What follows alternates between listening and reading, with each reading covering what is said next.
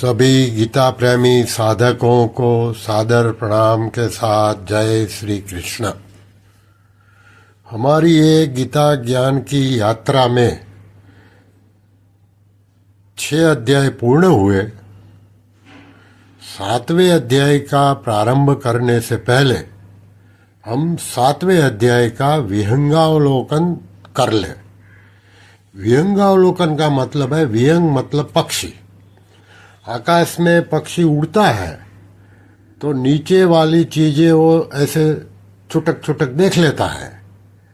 ऐसे ही हम ये पूरा अध्याय को छोटे छोटे किस्ते में बांट के उसको पूरा साथ में समझने की कोशिश कर ले। श्री भगवान ने 6ठे अध्याय के 46वें श्लोक में योगी की महिमा कही और 47वें श्लोक में कहा कि योगियों में भी जो मुझसे श्रद्धा प्रेम करके मेरा भजन करते हैं वे भक्त सर्वश्रेष्ठ है। भक्तों को जैसे भगवान की याद आती है तो वे उसमें तल्लीन हो जाते हैं, मस्त हो जाते हैं, तो भगवान भी मस्त हो जाते हैं। इसी मस्ती में सरोवर होते हुए भगवान अर्जुन के बिना पूछे ही 7वें अध्याय का प्रारंभ करते हैं। इस 7वें अध्याय को हम 5 प्रकरण में विभाजित करके इसका विहंगावलोकन कर लें। प्रकरण 1 श्लोक 1 से 7 भगवान के द्वारा अपने समग्र रूप के वर्णन की प्रतिज्ञा और अपरा परा प्रकृतियों के प्राणियों की उत्पत्ति बता के अपने को ही सभी का मूल कारण बताया। यहाँ प्राणी शब्द में मनुष्य भी आ जाते हैं। भगवान कहते हैं कि मैं अपना समग्र रूप का वर्णन तुझे कर दूंगा। आगे कहते हैं कि मनुष्यों में कोई कल्याण के लिए यत्न करते हैं और ये यत्न करने वालों में से कोई एक मुझे यथार्थ रूप से जानते हैं। पृथ्वी, जल, तेज, वायु और आकाश ये 5 महाभूत और मन, बुद्धि तथा अहंकार ये 8 प्रकार के भेदों वाली मेरी अपरा यानी कि जड़ प्रकृति है। इससे भिन्न जीव रूप मेरी परा यानी कि चेतन प्रकृति है।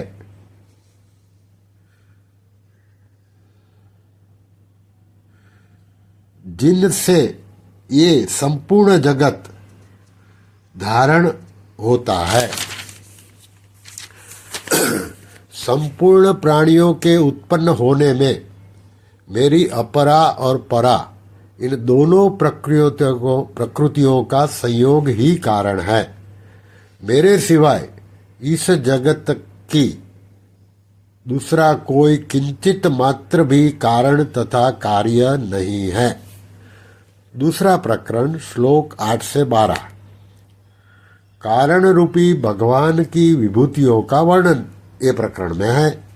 भगवान कहते हैं कि जल में रस मैं हूँ, इसी प्रकार चंद्र और सूर्य में प्रकाश, वेदों में प्रणव यानी ओंकार, आकाश में शब्द, मनुष्यों में पुरुषत्व, पृथ्वी में पवित्र गंध, अग्नि में तेज, सभी प्राणियों में जीवन शक्ति, तपस्वियों में तपस्या, बुद्धिमानों में बुद्धि और तेजस्वियों में तेज मैं हूँ। बलवानों में राग और काम रहित बल, प्राणियों में धर्मयुक्त काम मैं हूँ। सात्विक, राजस और तमस ये होने वाले भाव मेरे ही होते हैं, फिर भी मैं उनमें या वे मेरे में नहीं हैं। फिर तीसरा प्रकरण श्लोक क्रमांक 13 से 19 इसमें भगवान की शरणागति लेने वाले और नहीं लेने वालों का वर्णन है।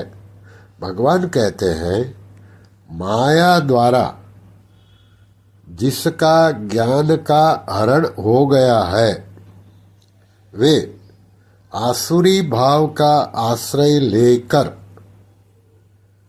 नीच और पाप कर्म करने वाले मेरा शरण लेते नहीं और परिणाम स्वरूप दुखी दुखी होते जाते हैं। और जो पवित्र कर्म करते हैं, ऐसे पवित्र कर्म करने वाले, उसमें भगवान ने 4 प्रकार बताए, अर्थार्थी, आर्त, जिज्ञासु और ज्ञानी अर्थात प्रेमी। ये 4 प्रकार के पवित्र कर्म करने वाले मनुष्यों का मेरा भजन करने में रस है। वो मेरे भजन करते हैं अर्थात मेरे शरण में आते हैं। इसमें अनन्य भक्ति वाले ज्ञानी अर्थात प्रेमी भक्त श्रेष्ठ है।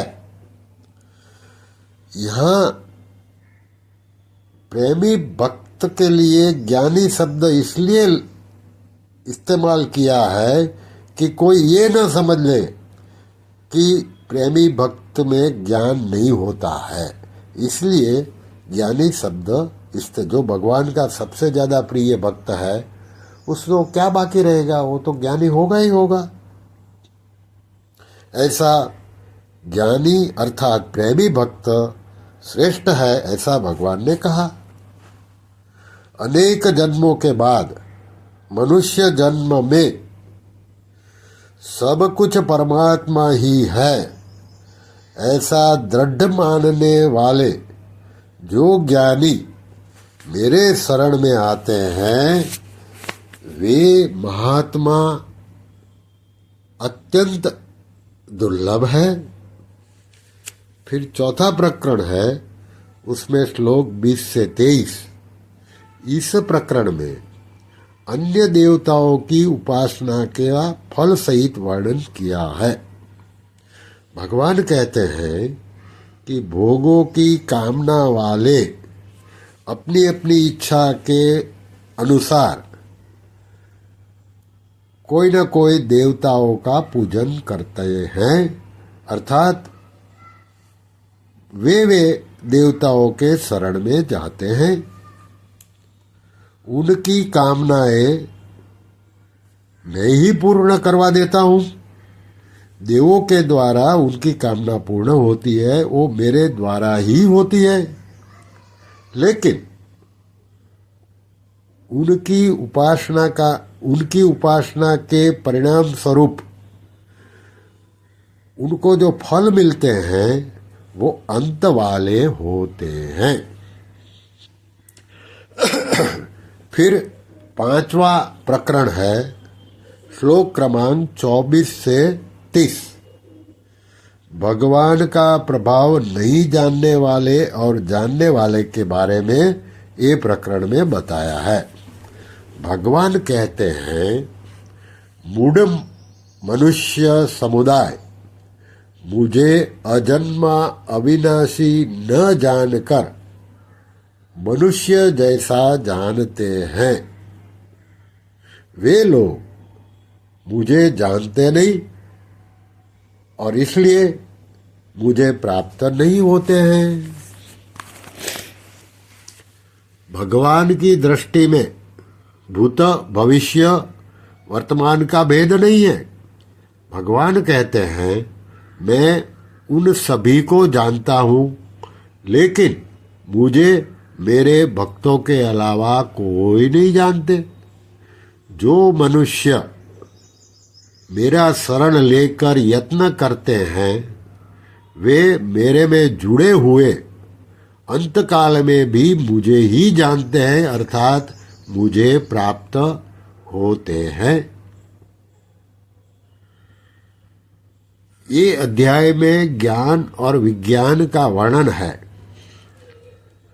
भगवान ये संपूर्ण जगत के कारण है, यह जानना ज्ञान है।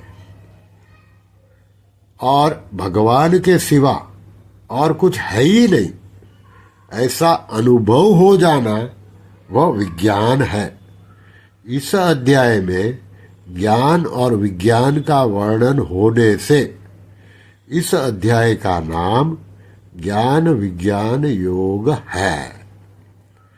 श्री कृष्ण शरणं मम, श्री कृष्ण शरणं मम, ओम श्री कृष्ण शरणं मम, ओम श्री कृष्णार्पणमस्तु।